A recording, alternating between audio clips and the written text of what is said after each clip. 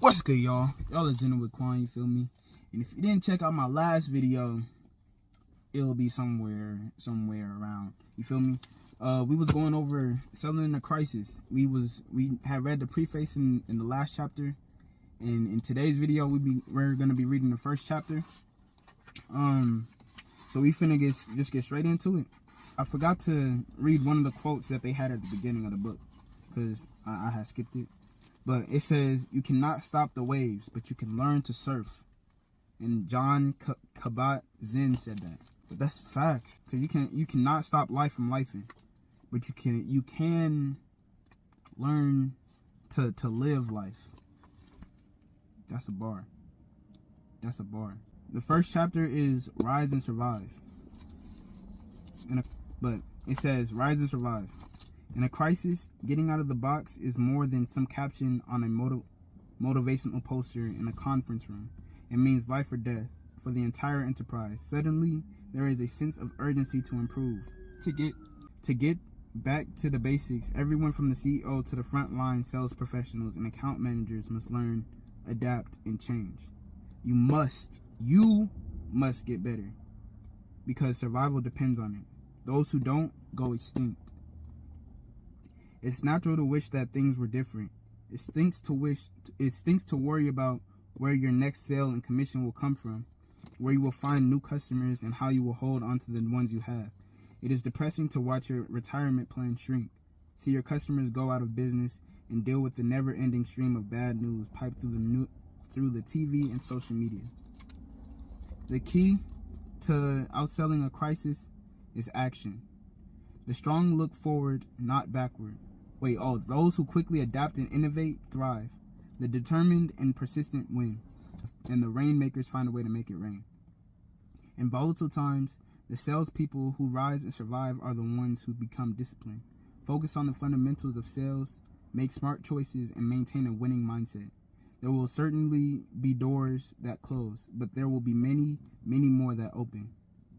Your success is in capturing these opportunities lies in your willingness to create a new vision for your future.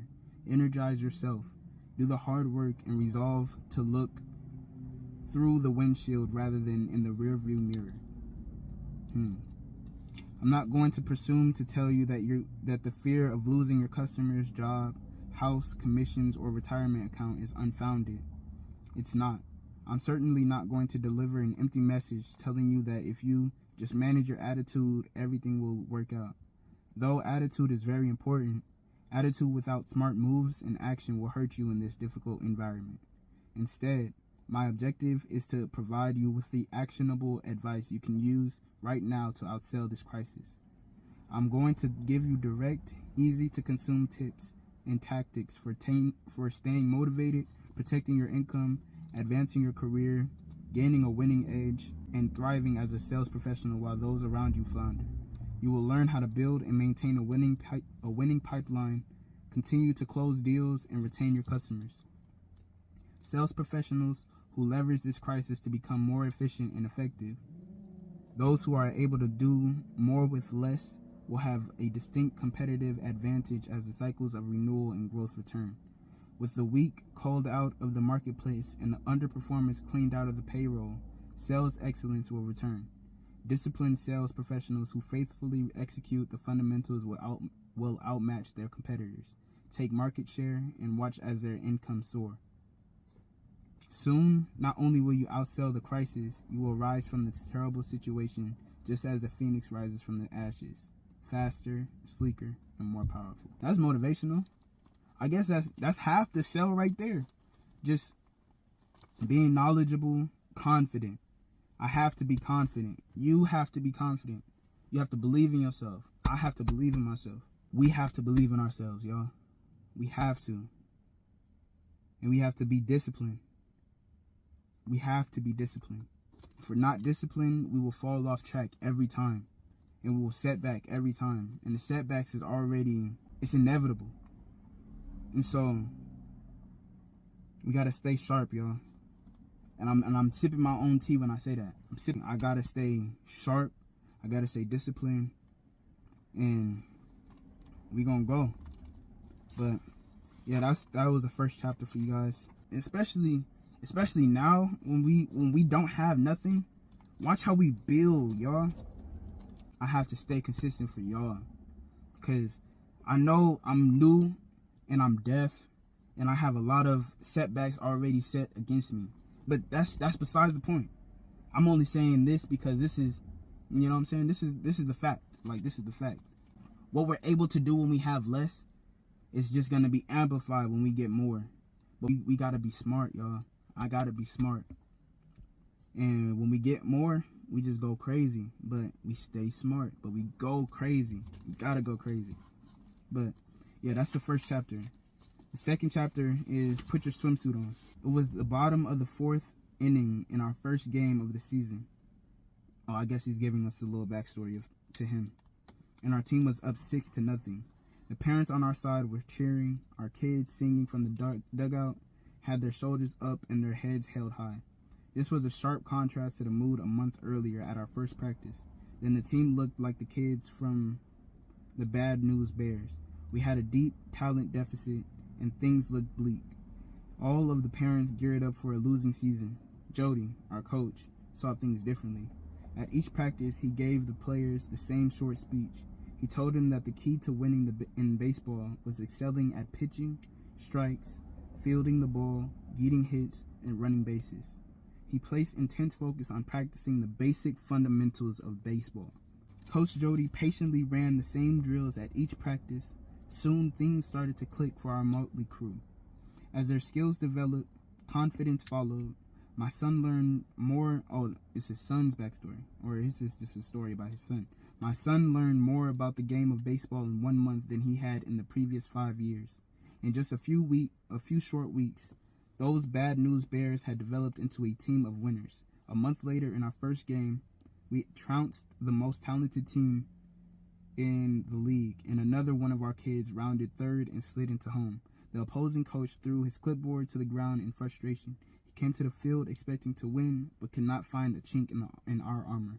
The one common characteristic that defines all consistent top performers in any field is focus on, practice of, and adherence to the basic building blocks and fundamentals of their profession. That's the bar. That's the whole bar. But I feel like that's the key to this chapter.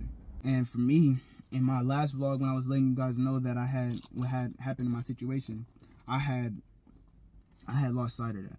And so that's why I'm saying I have to step up and be sharper and smarter and adhere to the basic fundamentals, because I lost sight of that. But now we stronger, we smarter, we more efficient. You feel me? It's impossible to become a professional baseball player without mastering throwing, catching, running, and hitting. You cannot become a doctor if you have not mastered an understanding of human anatomy. You will never play violin in an orchestra if you have not mastered notes and scales. Likewise, excellence in sales requires you to master time management, prospecting, qualifying, discovering, listening, advancing, presenting, objections, negotiation, and closing. Warren Buffett once said, "Only when the tide goes down do we get to see who has been swimming naked." During the good times, the failure to honor the fundamentals is masked by the booming economy. Undisciplined, lazy sales reps can float along with the current. Mediocrity and the failure to respect the fundamentals is magnified in a financial crisis.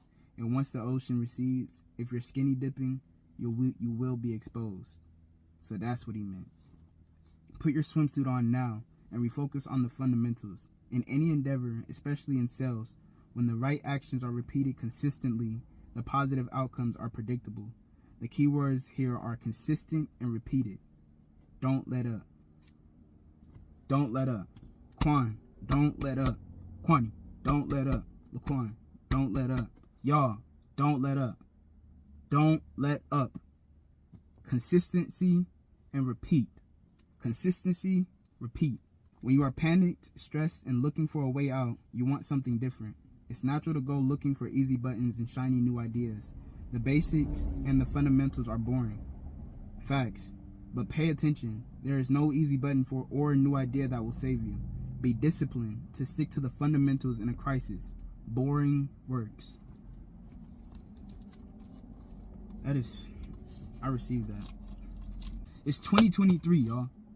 It's only up from here.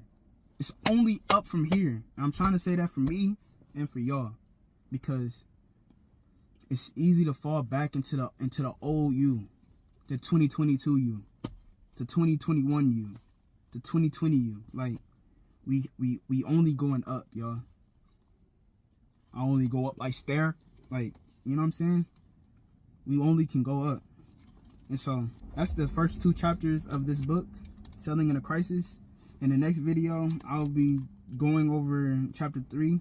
It says be right now. So y'all stay tuned for that. It's getting dark out here. That's today's video. Make sure you like, comment, and subscribe. What y'all think about what I said. And yeah, I love y'all. I'll see y'all in the next video. Make sure you like, comment, and subscribe. Peace. Why you gotta play with me? You keep on telling lies. I can see the games, I can see